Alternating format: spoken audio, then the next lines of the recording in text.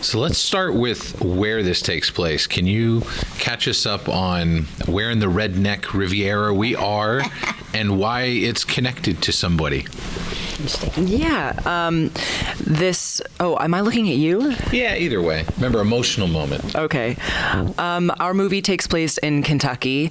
I've been thinking about it for many years because it's my family's lake house. So it was a free location, and there's a lot of really great talent in the Mid-Atlantic region for film. So we were able to crew up locally for the most part. But yeah, the inspiration was definitely just a family place that I've been going to for years, and we knew we had to shoot something there.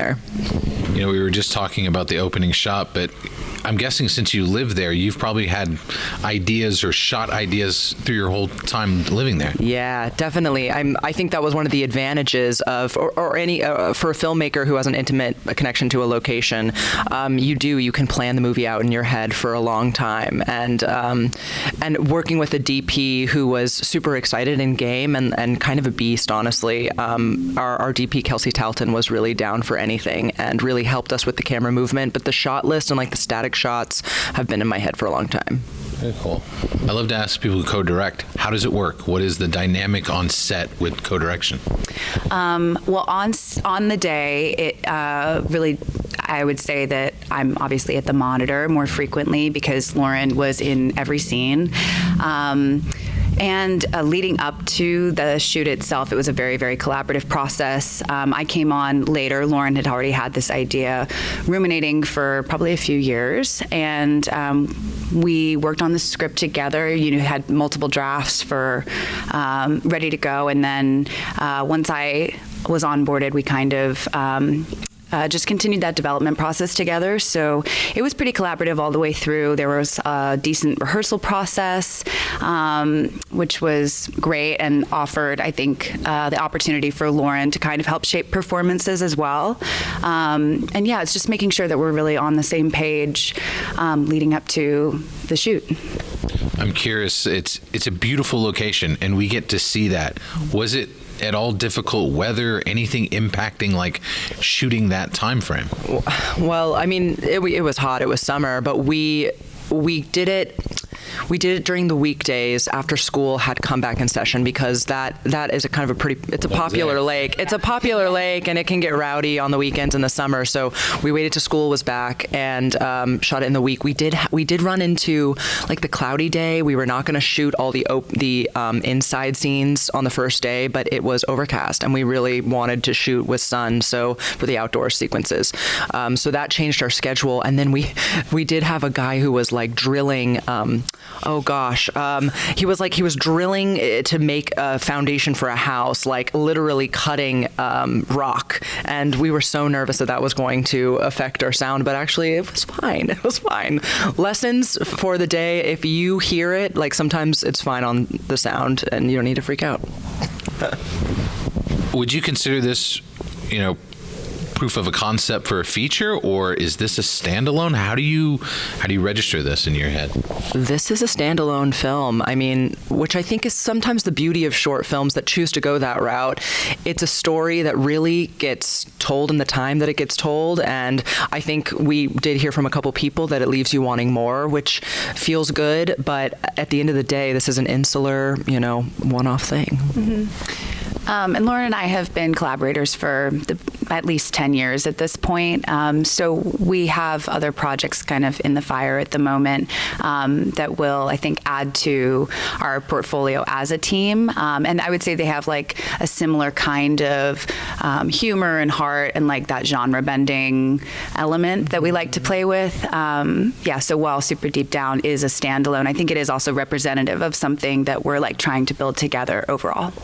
Well, I was curious because, the history that could be involved in the story that you could bleed out is so amazing. Mm-hmm. And I love that you allude to that. It's part of that switching of the genres. I'm curious, how much of your writing how do you know when to lean, more of a comedic moment here, more of a, ooh, what's going on here moment? How do you all decide the tone? Well, initially, I think we set out to try and make something that was both truly funny and truly scary in at least, particular moments. And I think what we found is that we tend to err on the side of comedy. We just kind of can't help it. And so that definitely became clear in the edit for me, I would say. It just was finding its voice. It was soaring a little bit more when we allowed the comedy to come through. I would also say, and I said this in the Q&A yesterday, we wanted to kind of make something that was a thriller or a horror, something that kind of freaked you out. But I do think the comedy is undeniable. And if anything, I think this has been a process of learning that we could go farther in that direction of suspense and true fear while having those moments of levity. But yeah, I'm interested in pushing it further in the next one. Me too. I love that y'all got to see. Normally we get people before they got to screen. How was the screening, but also pairing with another film? Was there any connectivity that you felt in that alone? The programming was awesome. Yeah, the programming here was awesome. The movie that we played in before, Wilder Than Her, definitely resonated with our film. It's a group of friends trying to reconnect, in a remote location in the woods, basically, and really bad shit, scary shit goes down.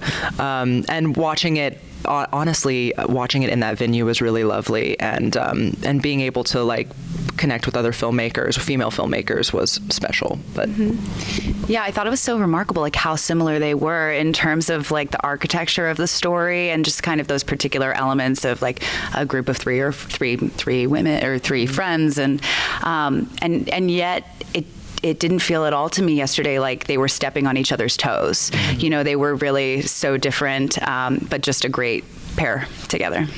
Which is fun. We don't usually get to play in front of a feature, but it's kind of cool because you almost celebrate it more or in a different way because you're a one-off instead of in a block of really interesting, weird stories.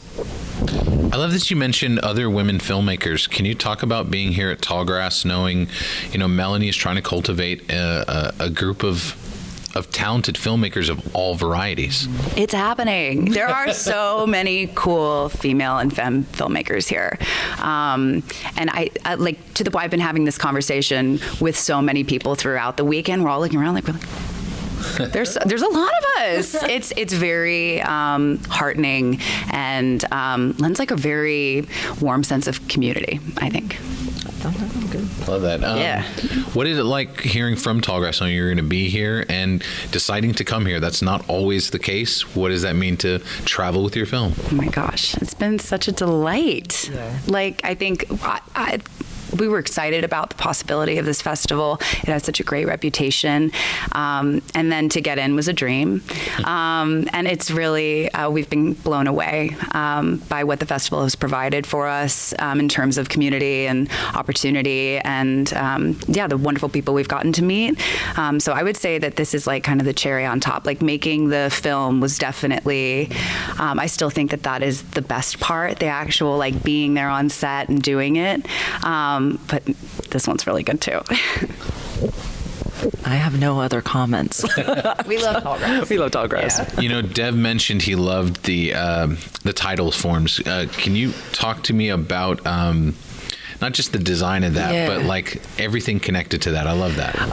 I'm proud of our font selection. I've always leaned into romantic romance novel fonts for films. I actually my last movie had a lot of fonts and they were and titles, and we did get a guy who really helped us with the VFX of that, of making the font pop and look like it's kind of smoky and underwater. But I think there's something romantic about the movie in general, the location, the subject matter, and the idea of lost love.